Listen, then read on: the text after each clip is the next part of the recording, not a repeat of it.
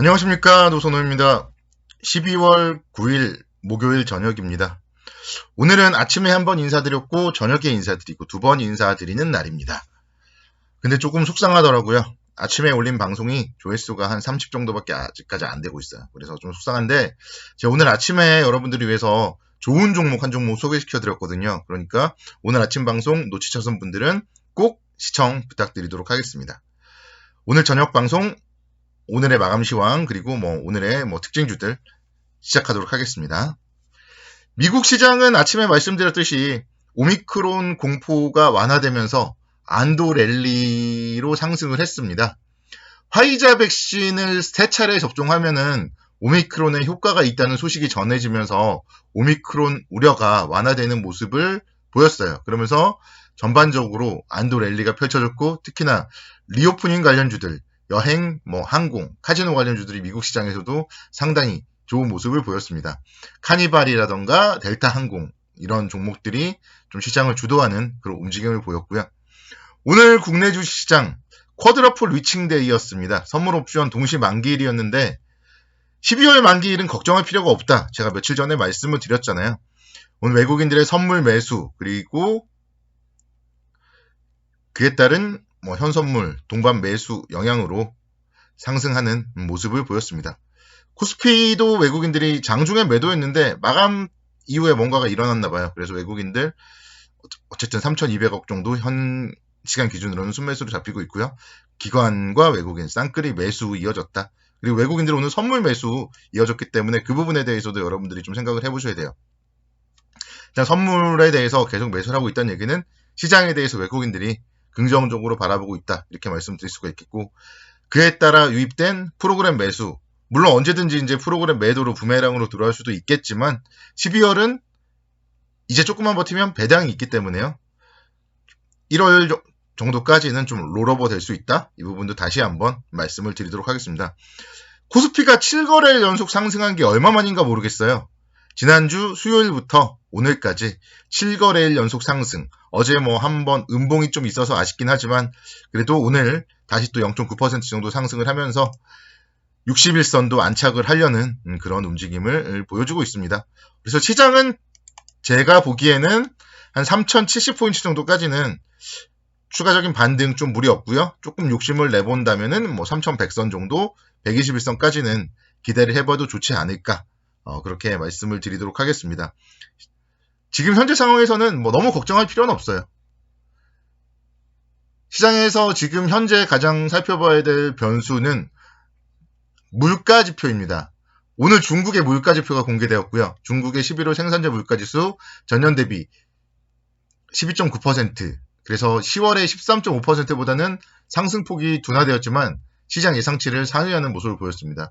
그리고 소비자 물가지수는 2.3%로 10월 1.5% 대비 큰 폭으로 상승했지만 예상치 2.5%는 하회하는 모습을 보였습니다. 그래서 생산자 물가지수의 상승 압력 둔화와 소비자 물가지수의 예상치 하회는 시장에 좀 긍정적으로 해석을 했고 그런 부분들이 오늘 주식시장에도 강세 요인으로 나타났습니다.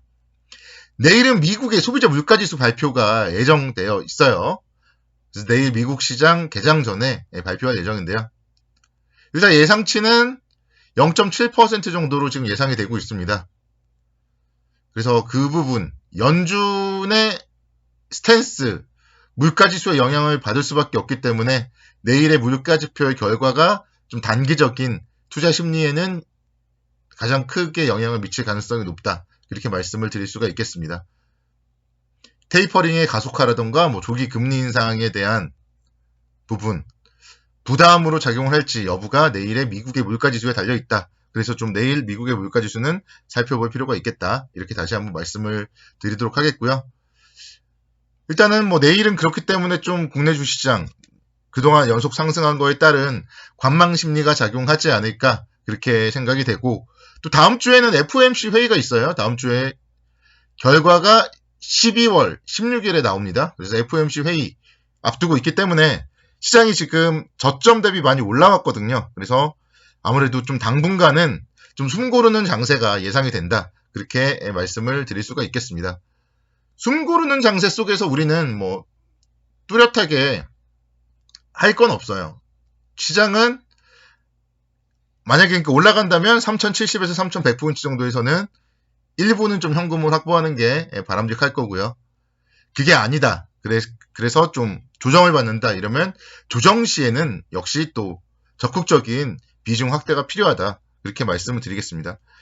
어쨌든 시장은 지금 2,900선 아래는 한 번의 과매도 권역이라고 생각이 되고요. 바닥은 결국은 2,900선이에요. 그래서 떨어질 때는 만약에 앞자리가 2,900포인트대로 떨어진다면 그때는 매수 관점으로 접근을 하는 게 바람직하고요. 올라가면은 일부는 트레이딩 관점으로 접근, 또 나머지는 중장기적으로 보유하는 전략으로 대응을 하시면 너무 크게 걱정을 할 필요는 없을 것 같아요. 오늘 보면은 국내 주식시장 속에서도 리오프닝 관련주들이 상당히 강세를 보였고, 그 중에서도 오늘은 좀 유통주 쪽의 움직임이 좋았습니다. 신세계가 3.26% 상승을 하면서 25만 3,500원대까지 상승을 하는 모습을 보였어요. 지금 현재 유통주 중에서는 신세계가 가장 빠른 움직임을 보여주고 있습니다. 시장보다 저점을 먼저 형성하는 게 중요하다. 저는 항상 말씀드리는데요. 코스피는 11월 30일에 저점을 형성했는데 신세계는 11월 29일에 먼저 저점을 형성하고 그리고 나서 지금 상승을 하고 있습니다. 그래서 신세계 같은 경우 뭐 조정을 보인다면은 충분히 21선 근처에서는 매수 관점으로 접근 가능하지 않을까 그렇게 말씀드리겠고요.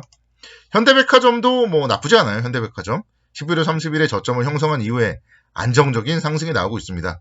오늘 역시 21선 돌파하는 움직임 보였고, 기준 일봉을 뭐 이 정도로 잡는다면 12월 3일 정도로 잡는다면은 기준 일봉의 뭐 중심축 정도 지지할 때까지는 좀 매수 관점으로 접근 가능하고, 뭐 조금 여유 있게 본다고 하더라도, 그러니까 밀린다 하더라도 12월 2일 날에 뭐 장대양봉, 봉상으로는 어쨌든 12월 2일 날이 가장 크잖아요. 그래서 12월 2일에 장대양봉의 중심선 정도만 지켜줘도 결국 조정 시에 좀 매수 관점으로 접근을 하는 게 어떤가 그렇게 좀 생각이 듭니다. 강원랜드 같은 기업들 한번 볼까요? 주가가 정말 많이 빠졌어요. 리오프닝에 대한 기대감으로 10월 5일 날 고점을 형성했고, 그 이후에 이제 오히려 언론이나 이쪽에서는 좀 많이 얘기들을 했지만 주가는 엄청나게 하락을 했습니다. 하락의 클라이막스는 오미크론이 또 나오면서 급락을 했고요. 근데 21,000원대에서 벌써 한 15%가 올랐어요. 그래서 회복력 역시 빠르다. 그렇게 말씀을 드린다면은 결국 리오프닝 관련주에 대해서도 우리는 계속적으로 좀 관심 있게 지켜보셔야 되고, 조정을 보인다면은 좀 중장기적으로 보고 사두는 거예요.